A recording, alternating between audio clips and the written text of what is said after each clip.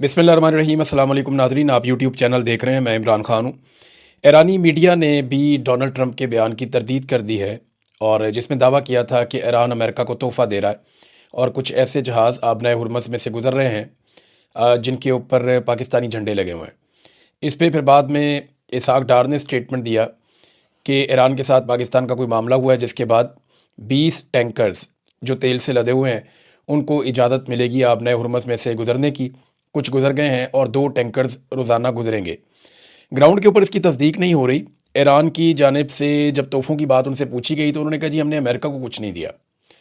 जो बड़े बाखबर सहाफ़ती ज़राए हैं ईरान में, या जो ईरानी मीडिया है जो ईरान की गवर्नमेंट को रिपोर्ट करता है, उन्होंने कहा है कि ईरान ने ट्रंप को किसी किस्म का कोई तोहफ़ा नहीं दिया और ना ही उनका कोई तोहफ़ा देने का इरादा है। ट्रंप झूठ बोल रहा है जिसके लिए वो जाना चाहता है। ये अब ईरान ने कहा है। अब दूसरा एक जो बड़ा सवाल है वो ये पैदा होता है कि अमेरिका और पाकिस्तान का दावा है कि सिर्फ पाकिस्तानी झंडों वाले टैंकर्स आबनाए हुरमत में से गुजर रहे हैं और उसकी इजाज़त है, जबकि ईरान का दावा है कि कोई भी ऑयल टैंकर अमेरिका को तोहफ़तन नहीं दिया गया और देने की ज़रूरत भी नहीं है, क्योंकि अमेरिका के पास तो अपना बहुत ऑयल है। वेनेज़ुएला भी उसके पास है, वो यहाँ से वैसे भी 1% ऑयल लेकर जाता है, तो वो इतना उसको चाहिए भी नहीं। अब ये जो टैंकर्स गुजरे फिर ये किसके हैं? अगर ये अमेरिका को नहीं जा रहे और पाकिस्तान को तोहफे में ये बात मिली है या ये सहूलत मिली है, तो फिर स्कूल पाकिस्तान में बंद हैं। हमारे मुल्क में स्मार्ट लॉकडाउन की बातें हो रही हैं। हुकूमत जो है वो ये लॉकडाउन लगाने पे तुली बैठी है। हमारी ही क्रिकेट लीग जो है वो बगैर तमाशाइयों के हो रही है। फिर पेट्रोल की कीमतें भी सबसे ज़्यादा हमने बढ़ा दी हैं। तो मेरी समझ से बाहर है कि पूरे खित्ते में ऐसा कुछ नहीं हो रहा किसी मुल्क में जो कुछ पाकिस्तान में हो रहा है। वजह क्या है? वजह समझ नहीं आ रही। अगर आपकी सप्लाई चल रही है तो फिर आपको ये सारा कुछ करने की ज़रूरत नहीं है जो सारा कुछ आप कर रहे हैं। एक्चुअली पाकिस्तान की सप्लाई चल रही है, ये पाकिस्तान ने दावा किया है, और अगर सप्लाई चल रही है तो ये सारा कुछ ना करें, लेकिन करने का मकसद क्या है? ये वो खसारे पूरे करते हैं जो इनको बजट के अंदर है। पाकिस्तान के अंदर कारोबारी ज़िंदगी तकरीबन मुअत्तल है। लोग सरमायाकारी नहीं कर रहे, लोग पैसा लगा नहीं रहे। गुर्बत पाकिस्तान के अंदर लगातार बढ़ती चली जा रही है। अभी नए अदाद-ओ-शुमार आए हैं, अगले वीलॉग में आपके साथ हम इसकी डिटेल शेयर करेंगे। अब मामला यह है कि जितना पाकिस्तान की मईशत को तबाह कर दिया मौजूदा सरकार ने और मिलिट्री एस्टेब्लिशमेंट ने मिलकर अपने फ़ायदे के लिए, अब उसको कवर तो करना है। तो कवर करने के लिए इनके पास एक ही रास्ता बचता है, गैस, पेट्रोल और बिजली की कीमतें महंगी कर दें, अंधाधुंध टैक्सेस लगा दें, तनख्वाहदार तबके के ऊपर उसकी तनख्वाह में से टैक्स काट लें। तो यही उनके पास एक तरीका है जिससे वो 4 पैसे जमा करके अपनी हुकूमत बचाने की कोशिश करते हैं, या पाकिस्तान को डिफ़ॉल्ट से बचाने के लिए सारा बोझ पाकिस्तानी शहरियों पर ही डाल देते हैं। दुनिया में सबसे ज़्यादा जो हमायत है ईरान की, एक सर्वे आया उसके मुताबिक सबसे ज़्यादा जिस मुल्क में ईरान की हमायत है इस लड़ाई के दौरान वो पाकिस्तान है। 82% हमायत पाकिस्तान में है। सऊदी अरब में भी मुखालफत से ज़्यादा हमायत है। इसी तरह जो कीनिया है, तुर्की है, मिस्र है, बाकी ममालिक में भी काफ़ी हमायत मौजूद है ईरान के लोगों की या ईरान की हुकूमत की या ईरान की इस लड़ाई में इसराइल के मुकाबले में।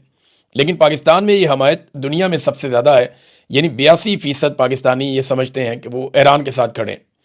अच्छा, बाकी बीच में ज़्यादा वो हैं जो इसके ऊपर राय नहीं दे रहे, और बहुत थोड़े से बिल्कुल ना होने के बराबर ऐसे भी हैं जो ये कहते हैं कि जी इसराइल के साथ हैं। तादाद थोड़े बहुत ऐसे भी होते हैं हर जगह पे। क्या ईरान और अमेरिका के बीच में जो सालिसी का किरदार पाकिस्तान अदा कर रहा है इसको किसी जानिब से तस्लीम किया जा रहा है? अमेरिका ने ये स्टेटमेंट दिया कि उसको कोई ऑफिशियल स्टेटमेंट ना समझा जाए। पाकिस्तान में जो बातचीत हो रही है, यानी अमेरिका का ऑफिशियल मौक़िफ़ अलग होगा। ईरान ने इसके ऊपर क्या कहा ये आपको यहाँ से पता चल जाएगा।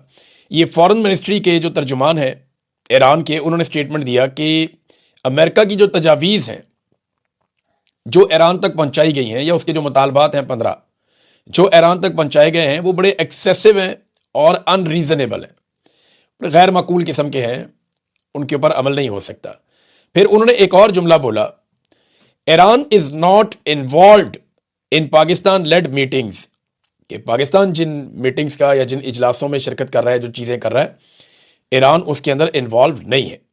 ये ईरानी वजारत खारजा के तर्जुमान ने यह बयान देकर मामला काफ़ी क्लियर कर दिया। वाइट हाउस में एक सवाल किया गया ट्रंप एडमिनिस्ट्रेशन से, तो जो तर्जुमान है उन्होंने उसका जवाब भी दिया ये पूछा गया कि इतना पैसा अमेरिका लगा रहा है इस लड़ाई के अंदर, ये पैसा कौन रिकवर करेगा, कहाँ से रिकवर होगा, आप किससे मांगेंगे, अरबों से मांगेंगे। तो उन्होंने कहा जी बिल्कुल ये पैसा अरबों से डोनाल्ड ट्रंप मांगेंगे, ये अखराजात जो जंग के ऊपर हो रहे हैं। देखिए लड़ाई जो है वो इसराइल की है, ये तो अमेरिका के अंदर भी लोग कहते हैं कि इसराइल की जंग में अमेरिका उतरा हुआ है। लड़ाई इसराइल की है, लड़ इस वक्त अमेरिका रहा है, नुकसान हो रहा है अरब ममालिक का, और जंग का खर्चा भी अरब ही उठाएं। कमाल नहीं हो गया? वैसे ये ज़बरदस्त आइडिया नहीं है कि अरबों का ही नुकसान हो, अरबों की चीज़ें तबाह हों, अरबों का ही कारोबार बंद हो, अरबों के लिए अपना हुर्मत भी बंद हो, अरबों के वहाँ पे जो है वो माली नुकसान हो बहुत बड़े पैमाने पर, और उनके तहफ़्फ़ुज़ के लिए जो उनसे अरबों डॉलर लिए गए हैं वो भी ज़ाया हो जाएं, और एंड में जंग का खर्चा भी अरब चुकाएं। तो ये तो बड़ी नामुनासिब बात है। और लड़ाई का जो बेनिफिशरी है वो इसराइल है, यानी फ़ायदा तो उसी को होगा ना अगर ईरान सरगर्म हो जाता है और कंट्रोल में आ जाता है, जैसा कि अब कुछ ये दावे किए जा रहे हैं।